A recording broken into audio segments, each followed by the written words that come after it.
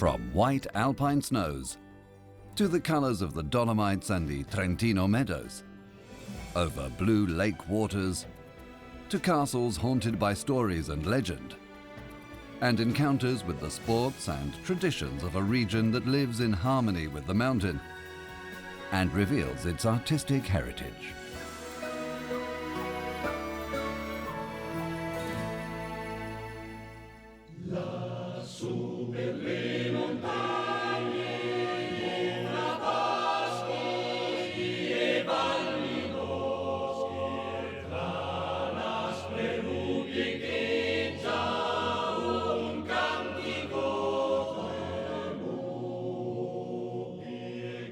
This is La Montanara, a song that's become the anthem of the mountain itself.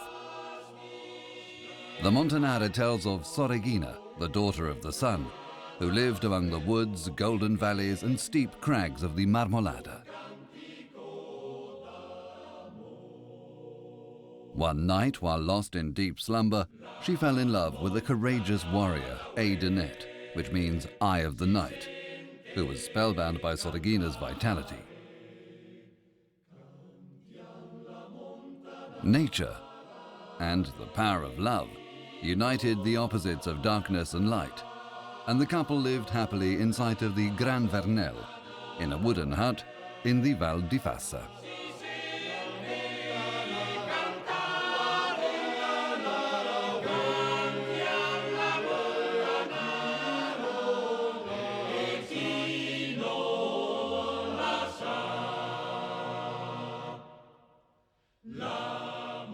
The Alpine shepherds used to hand this story down to their children.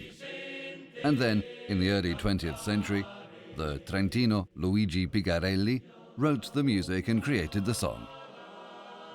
In this way, the Montanara became famous even beyond the borders of Trentino and of Italy herself.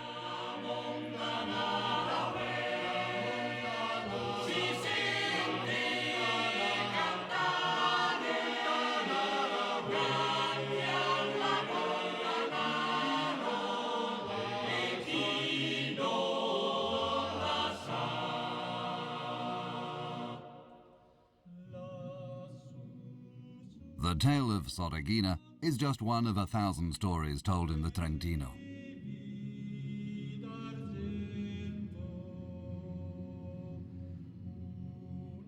Here, these fables often blend with reality, and reality becomes legend.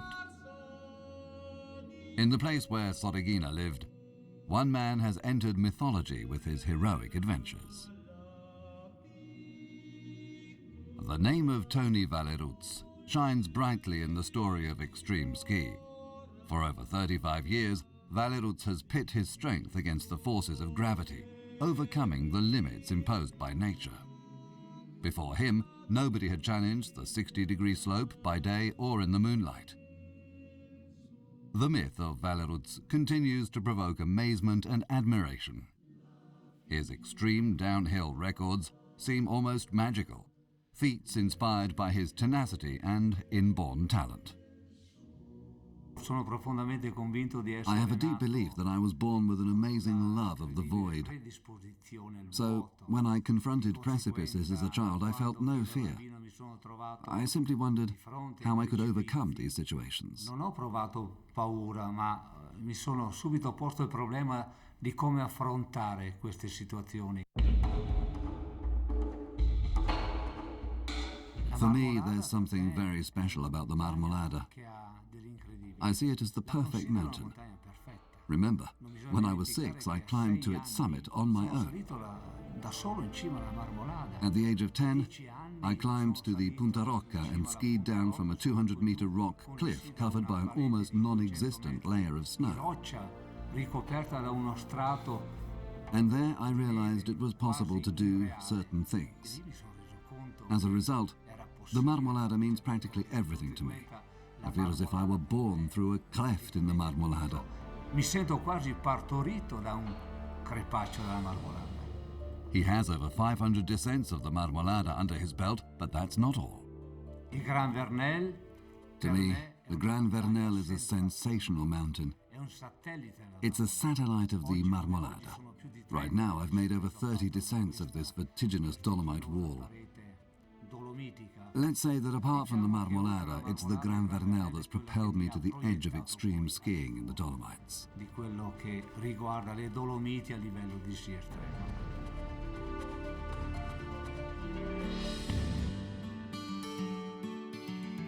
The Marmolada, the Sella and the Sassolungo overlook the Val di Fassa's main tourist centre. Canazei lies at a height of over 1,400 metres and is home to the Ladini. The Ladini are a Neo-Latin-speaking minority. They live along the Dolomites in the Veneto, Friuli, Venezia Giulia and Swiss cantons of Grigioni. The streets of Canazei betray their roots, with the house fronts decorated with pictures and texts in Italian and Latin. The words recall the history of their ancestors and of the nobles who lived in Canazei when mountain tourism was not yet in fashion.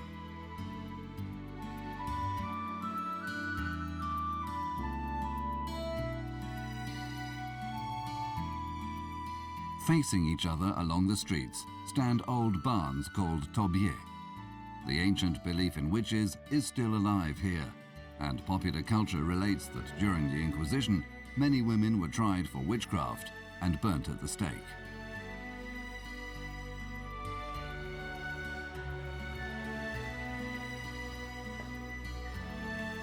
One of the local people's most important festivals is the Carnevale Ladino, the Ladin Carnival.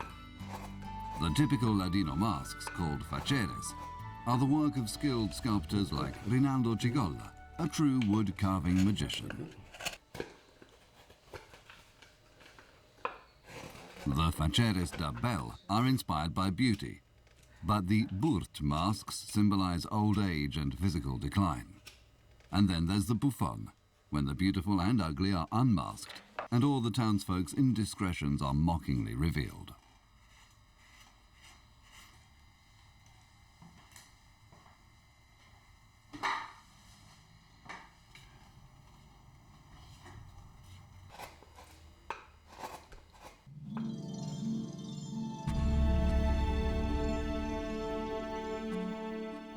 Art and nature, fantasy and reality. The contrasting aspects of the Dolomites give birth to legends explaining the kaleidoscope of colours across the mountainsides, like the catinaccio, brushed with pink when the sun sets. According to tradition, its name, Rosengarten, conceals a legend. In German, Rosengarten means rose garden, and in fact the story tells that once the rocks were King Laurino's rose garden, but a curse cast upon it meant nobody could admire the flowers, neither by day nor by night. The curse, though, left the dusk untouched. And that's why every evening, the stone of the Dolomites takes on the colours of the flowers.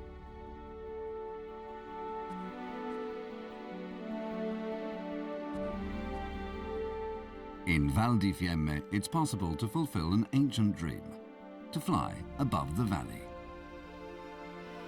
The Predazzo Ski Jump Centre is regarded as one of the world's finest.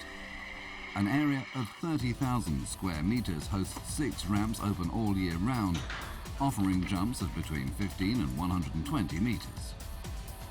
The complex is a training base for Italian and foreign athletes and can accommodate 20,000 enthusiastic spectators.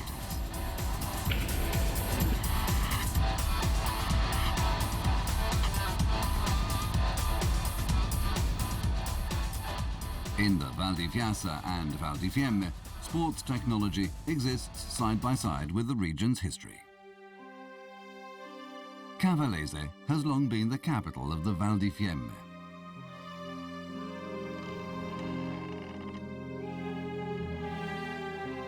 It's the location of the Palazzo della Magnifica Comunità, the seat of an ancient form of self-government.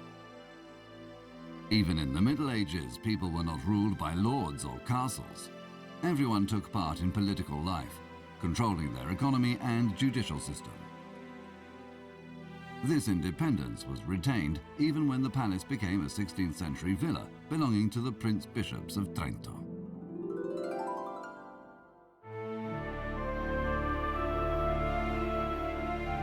region's vast forests were its most precious heirloom, and they still are. That's why the community of Fiemme has looked after these woods for more than 1,000 years.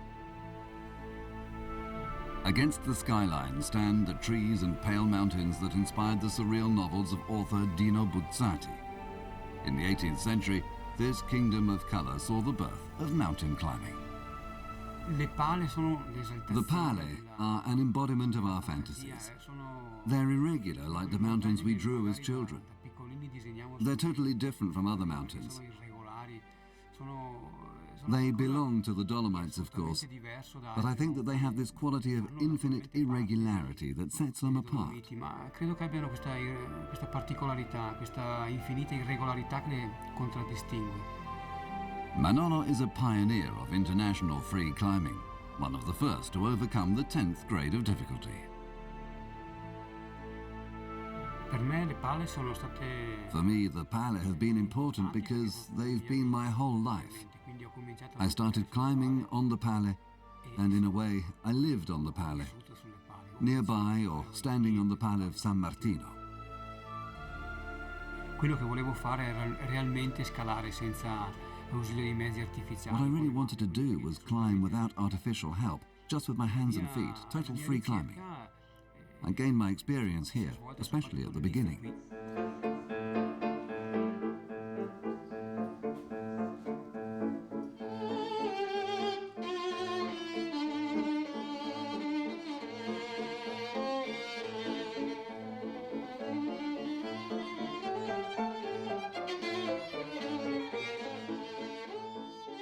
At the foot of San Martino, the Paneveggio forest, mostly spruce, covers 2,800 hectares. Every year, the volume of the wood increases by almost 9,000 cubic meters. It's a constant growth, because less than half of the annual increase is felled. In this natural haven, you can hear the bellowing of over 5,000 rutting deer.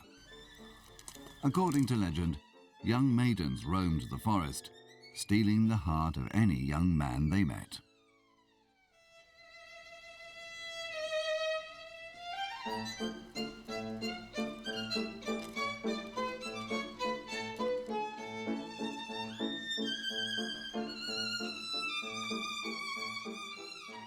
But there's another reason why the forest is so special, as some spruce trees possess a distinctive quality. They are the ideal material for fashioning sound boxes for high-quality musical instruments.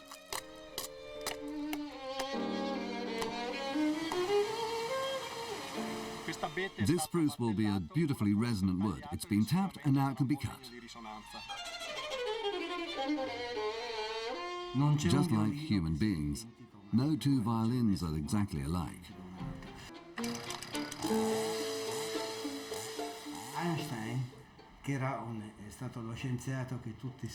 Einstein, the scientist we all know, played the violin. And he said it was impossible to explain in scientific terms how the sound of a violin is produced, or why Stradivarius or Guarnieri produced such distinctive sounds. Nowadays we have all we need to copy them perfectly. But we've never succeeded in reproducing the beauty, nobility, and transparency of the sound of one of the great violin makers. Because nobody can. It's something unknowable, beyond human reason. Experts from across the world use modern technology to select the resonating spruce. In the past, too, musicians and instrument makers came in person. The woods are also called the Stradivarius forest, because it's said that the famous violin maker often came here himself to choose his wood.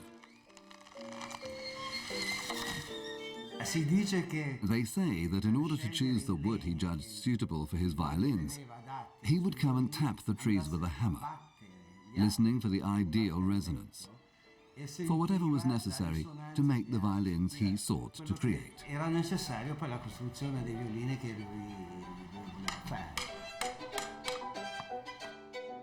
During a concert among these trees, Maestro Uto Ughi thanked the forest with the sound of his violin. Il bosco di Paneveggio. The Paneveggio wood has a resonance, a special acoustic. Che è una cosa piuttosto strana perché It's strange because, as we know, sound disperses in the open air. io ho un ricordo I've a wonderful memory of the acoustics, the sonority we were able to produce in this wood.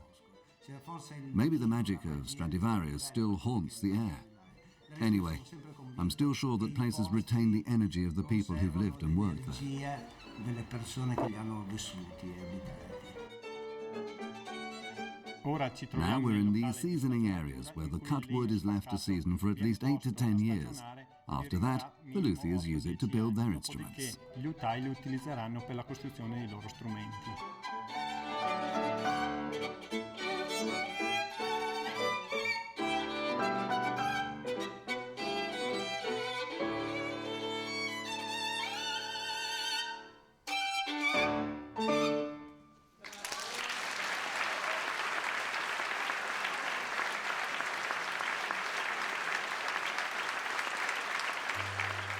Legend and history unfold between the walls of Ivano Fracena Castle.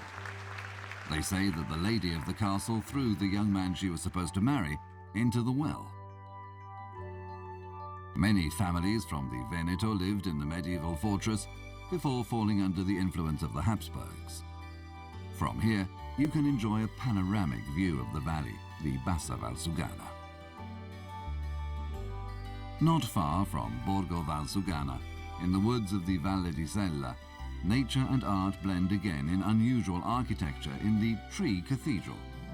Designed by Giuliano Mauri, it reproduces a Gothic church with 3 naves made entirely of trees.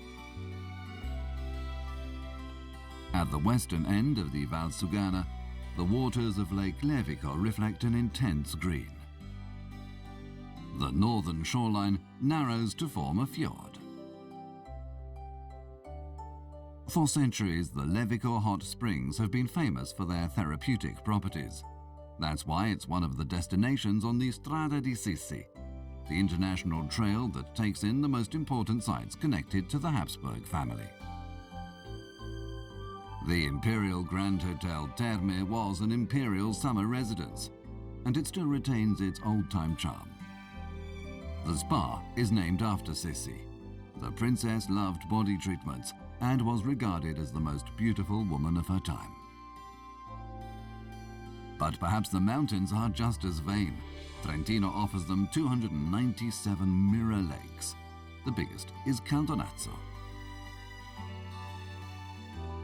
Trentino's fairy tale atmosphere is emphasized by the presence of over 80 fortresses that dominate the valleys. One of the symbols of the Valsugana is the Castello di Pergine. The coming of summer heralds the migration of the herds to the high alpine pastures.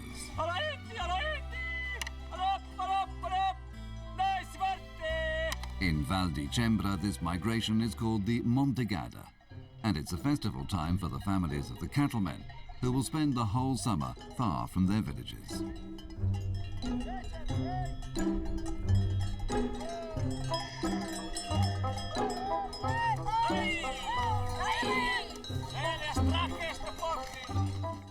There are more than 250 meadows on the Trentino pastures. Most produce cow's milk, which will already have been made into cheese and other products before it's sent back to the valleys.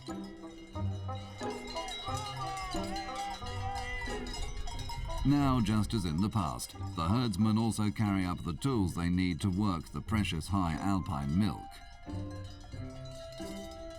The sound of cowbells accompanies man and beast on their climb to the cowsheds.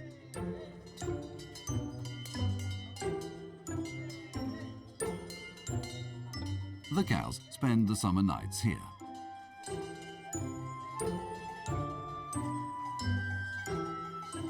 Traditional Trentino culture has close ties with cattle rearing, but also with agriculture and winemaking.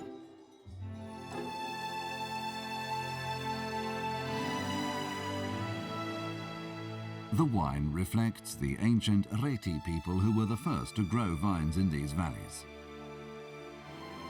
It was the start of a tradition that has lived on for centuries. Wine meets art at La Vis Wine Cooperative. Here, local artists draw inspiration from agricultural masterpieces. This centuries-old success means that vineyards cover 9,000 hectares of the Trentino. Annual grape production exceeds 1 million quintals, which go to make around 800,000 hectolitres of fine wine. National hero Cesare Battisti described the Piana Rotagliana as Europe's most beautiful vine garden. The area also enjoys a connection with world cycling champion Francesco Moser. There was a period before I started racing when I worked the land alone. We had a horse and oxen for ploughing, because at one time a lot of work was done by hand. It was really heavy work too. I think I built up my muscles there working the land, not in the gym. The typical Trentino wines have earned much acclaim. These wines are from a tradition stretching back into the mists of time. Schiava, which was produced in the greatest quantity, Marzemino and Teroldego. They're native wines, they're only made here. They're reds. The whites were more Nosiola types, although they don't exist anymore. The grape's a bit difficult to grow, and there's usually not much of it around here. These, shall we say, more typical grapes have survived, but the ones that have really taken off are the new qualities. The Müller-Thurgau, which didn't exist at all before, and Chardonnay, Pinot Grigio, and Pinot Bianco. E Chardonnay, Pinot Grigio, Pinot Bianco. A precious pearl in a most precious casket. That's how the writer Antonio Fogazzaro describes Lake Molveno, inspired by his love for this mirror of water among the Brenta peaks.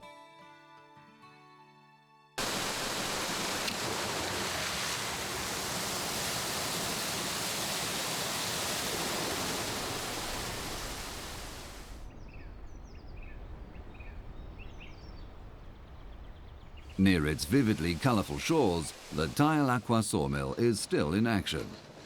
It was built 500 years ago and was the first to harness the flow of the Rio Molini.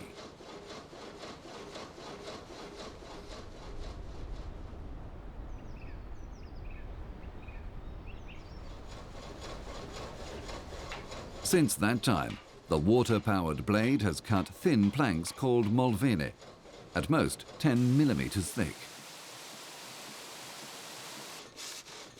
Sales of the molvene to noble families brought a clear improvement in local economic traditions. The people had discovered an innovative way of exploiting the area's great forest resources. The nearby valley, thrusting into the Brenta Dolomites, is still called the Valley of Saws, even though most of the sawmills now lie abandoned. In the heart of the Adamello Brenta Natural Park, mountain massifs surround Lake Tovel. Until recently, its waters would turn red every year. This event seemed destined to remain but a memory. Something unexpected happened in '64. The level of the lake dropped by half a metre at first, and then a metre, and then went back to normal. But from then on, the lakes never turned red again. At first, the cause was attributed to the presence of a particular kind of alga. Later scientific research has uncovered the secret of Lake Tovel. There were two algae, one green and one red. What happened is that because nutrients were no longer being washed down from the summer pastures, the amount of algae fell, and there were no more of those sudden explosions, the summer blooms when the water warmed up. The lake is better, water quality has improved, and it's clearer and cleaner, but with less organic life, fewer single-cell algae, and it no longer turns red. Però ha meno carico organico, ha meno alghe unicellulari e non diventa più rosso. The scenery of the Val di Non seems to have come straight from a fairy tale. The homes of princes express their personality and embody stories to be told. Castle Valer is surrounded by orchards producing prize apples. It's a local landmark, as its 40-meter tower is Trentino's highest.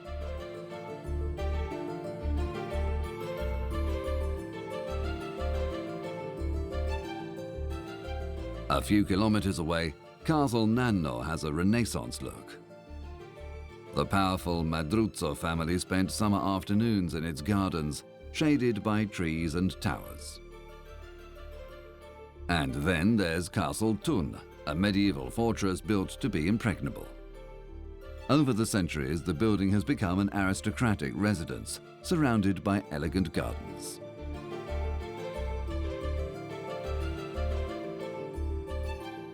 There are still so many castles, lakes and towns to visit and stories to tell. But for now, our Trentino journey ends in Val di Sole. Since the 1950s, Castle Cles has overlooked the artificial lake of Santa Giustina. And that's another defining characteristic of Trentino, a place where ancient and modern structures meet, immersed in unforgettable landscapes, there to be discovered.